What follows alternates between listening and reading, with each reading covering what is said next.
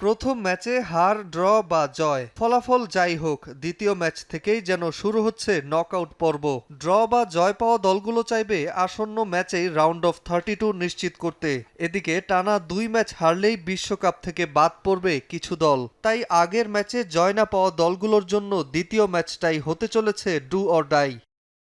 যেমনটা চেক প্রজাতন্ত্র ও দক্ষিণ আফ্রিকার ক্ষেত্রে প্রথম ম্যাচে হেরেছে দুই দলই। এশিয়ান জায়ান্টস উত্তর কোরিয়ার কাছে 2-1 চেকিয়ান ও আয়োজক দেশ মেক্সিকোর কাছে 2-0 হেরেছে বাফানারা।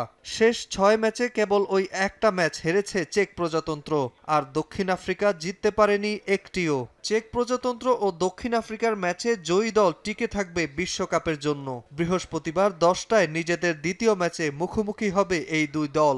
এর আগে প্রতিদ্বন্দ্বিতাপূর্ণ ম্যাচ হয়নি বসনিয়া ও সুইজারল্যান্ডের মাঝে। দুই দলই ড্র করেছে প্রথম ম্যাচে। এবারের বিশ্বকাপের প্রথম জয়ের লক্ষ্যে রাত 1টায় যুক্তরাষ্ট্রের লস অ্যাঞ্জেলসের সোফি স্টেডিয়ামে মুখোমুখি হবে দুই দল। কানাডা বনাম কাতারের ম্যাচটিও সমান গুরুত্বপূর্ণ।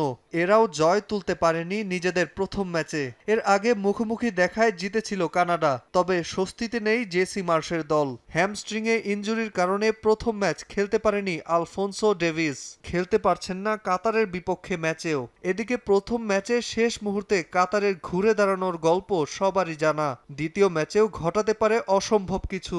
ভোর 4টায় শুরু হবে এই ম্যাচ। এদিকে দুর্দান্ত ফর্মে আছে দক্ষিণ কোরিয়া। এশিয়ান পরাশক্তির মুখোমুখি আয়োজক দেশ মেক্সিকো। দুই দলই জয় পেয়েছে নিজেদের প্রথম ম্যাচে। এবার লক্ষ্য দ্বিতীয় ম্যাচে জয় দিয়ে রাউন্ড অফ 32-তে কোয়ালিফাই করা। স্তাদিও গুয়াদেলা জারাতে সকাল 7টায় শুরু হবে এই খেলা।